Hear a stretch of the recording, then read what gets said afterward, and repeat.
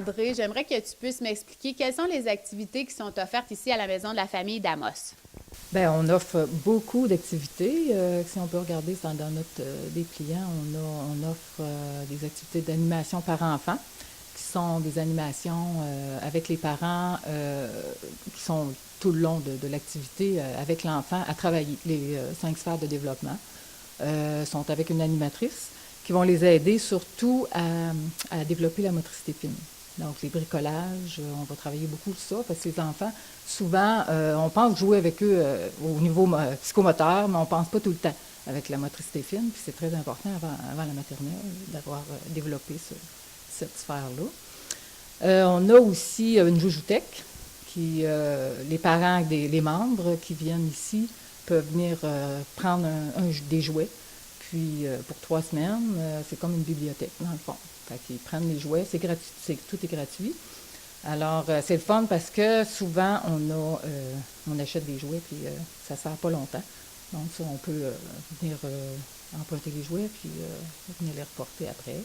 On a deux programmes qui sont avec le PASS, qui est le programme d'action communautaire pour les enfants, qui est le 0-12 mois, qui vont aller chercher les nouvelles mamans pour peut-être les rendre en confiance avec leur enfant, prendre une prise de conscience qu'est-ce que c'est que le rôle de parent, avoir une confiance en eux là, face dans le fond, c'est le meilleur éducateur pour le parent. Le parent est le meilleur éducateur pour son enfant, donc prendre conscience de ça. À travers plein d'activités de nutrition, on invite des nutritionnistes, des pharmaciens pour venir donner des petites informations là, pendant ces ateliers-là. Moi, je m'occupe de l'atelier 3-5 ans, donc c'est la stimulation précoce. C'est vraiment la préparation pour la maternelle comme telle. Donc, moi, ce que je fais, c'est que je vais travailler vraiment de façon individuelle par observation des enfants. J'ai toujours une période de jeu libre, donc je peux les voir fonctionner. Puis, c'est à ce moment-là que je vais regarder, voir peut-être les petites lacunes qu'il peut avoir. Souvent, ça va être très bénéfique pour le côté socio-affectif. On a des enfants qui ont souvent des lacunes aussi à ce niveau-là. Difficulté de partager, difficulté de jouer avec les autres enfants, d'être un petit peu plus agressif aussi. Il y en a qui sont, quand ça ne fait pas leur affaire, tout ça. Fait que moi, je vais travailler aussi ce côté-là. Donc, on a quand même des règles, mais je priorise beaucoup, on apprend beaucoup à travers le jeu. Donc, je priorise beaucoup le jeu libre. Fait que j'ai toujours une demi-heure où c'est du jeu libre. À ce moment-là, je fais mes observations. Après ça, on va y aller avec un horaire plus précis. Donc, on travaille la psychomotricité. Après ça, on va avoir l'histoire. Donc, on va lire des histoires ensemble. On va faire des côtés marionnettes, théâtre. Après ça, on va prendre une collation. Après ça, on est plus au niveau motricité fine. Donc, on va faire des bricolages. On va faire côté scientifique aussi. On les fait travailler. Je les fais travailler au niveau scientifique. C'est drôle, ça. Ils aiment beaucoup ça. Après ça, ben, on a un petit côté plus yoga, où ils vont prendre conscience de leur corps, ils vont apprendre à bien respirer. Ça, les enfants participent beaucoup, beaucoup. Fait que le yoga, c'est très visuel aussi parce que j'ai des images que je mets sur mon tableau. Je regarde les images, puis c'est toute une histoire qui est créée par rapport aux images. Fait que les enfants, j'ai beaucoup d'attention là, à ce moment-là. Fait que là, après ça, ça aide à calmer avant de partir avec les parents. Après ça, on a la haltéropie, ça qui fonctionne très bien. Ça aussi, c'est très intéressant. Les parents peuvent apprendre un petit vendredi après-midi pour aller faire leur commission. Ils viennent mener leurs enfants ici, les enfants jouent, les enfants. Puis c'est sûr qu'on a toujours en tête de faire développer les capacités des enfants, de les faire avancer. Fait que c'est sûr qu'on va travailler beaucoup la psychomotricité, on fait des parcours, on fait des jeux, des histoires, des bricolages. Fait que c'est très, très intéressant aussi pour les parents.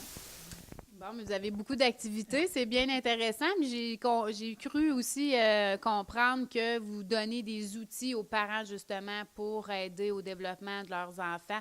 Mais ici, avec les activités que vous organisez, quels sont les bénéfices que ces enfants-là retirent justement pour les aider dans leur développement? C'est certain que quand ils arrivent ici, c'est parce qu'ils ont une certaine lacune à quelque part.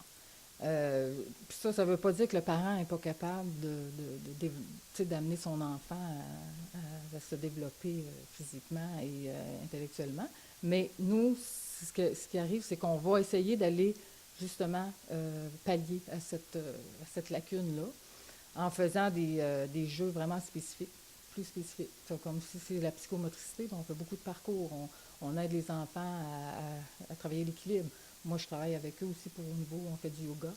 Donc, on les apprend aussi à avoir une pleine conscience de leur corps, de la respiration, comment c'est important de bien respirer. Puis souvent, on voit des beaux petits miracles parce qu'on a beaucoup des fois des troubles de déficit d'attention ou de l'hyperactivité.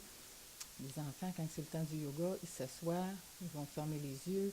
Donc, ils prennent conscience de leur corps et puis ça les aide beaucoup à se calmer.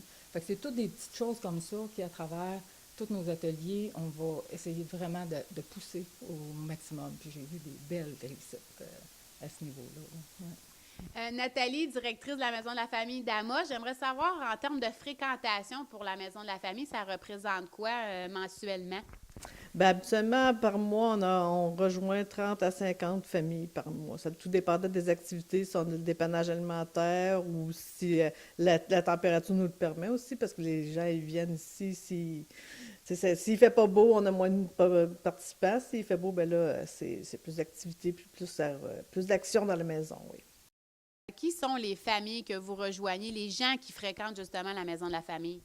On essaie pas mal de rejoindre toute la population. C'est sûr que c'est souvent des gens qui ont besoin d'aide là, dans leur vie, mais habituellement, on essaie de rejoindre pas mal toute la population de la MRC de l'Abitibi, de notre région, parce que toutes les familles, peu importe le revenu, peuvent vivre aussi des difficultés, que ce soit l'isolement ou les enfants peuvent avoir des difficultés aussi au niveau, comme elle disait, le moteur ou tout le monde, peu importe le revenu, je crois que toutes les familles de l'Abitibi peuvent bénéficier, de la région d'Amos, bénéficier des services de la Maison de la famille. Puis, Centraide, on est un organisme qui supporte, entre autres, la Maison de la famille d'Amos. Quelle est la part de ce soutien financier-là là, pour votre mission, justement? Bien, la grande majorité du montant va pour les dépannages alimentaires pour les familles qui ont des enfants de 12 ans et moins. Et l'autre partie, ça va à la mission de la Maison de la famille pour qu'on puisse continuer à offrir des services à la population. Super, merci beaucoup.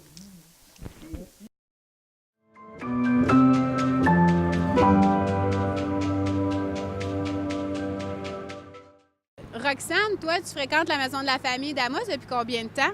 Moi, ça va faire 8 ans maintenant. OK. Tu as combien d'enfants? J'ai 4 enfants.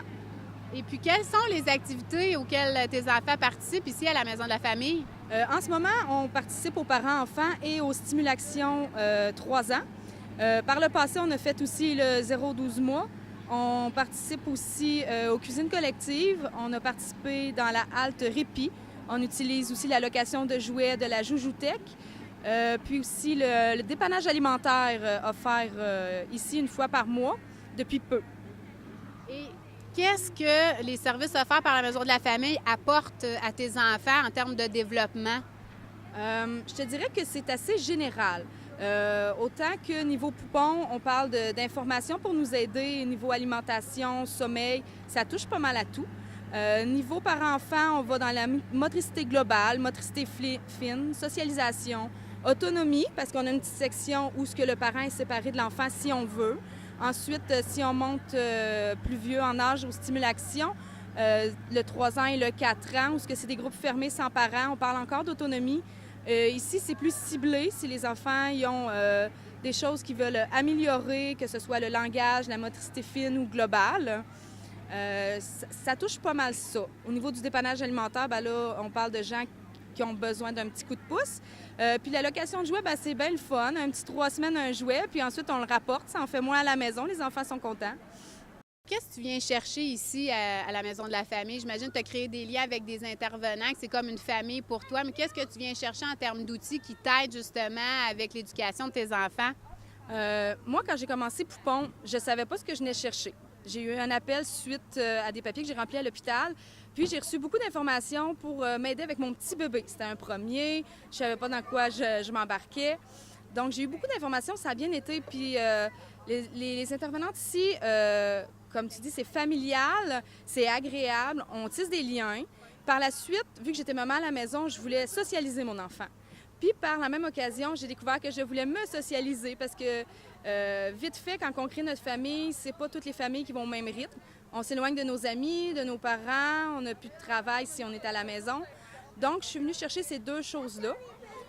Par la suite, en continuant d'évoluer avec l'âge de mes enfants, j'ai été chercher plus d'informations. J'allais chercher le développement que j'avais pas moi-même à la maison sur la motricité fine et le développement global. Les activités extérieures, comme on est allé à la polyvalente, faire de la gymnastique pour tout petit. Tu sais, c'est pas le genre de choses auxquelles on a tous accès à la maison. Fait que c'est ça qui était bien le fun.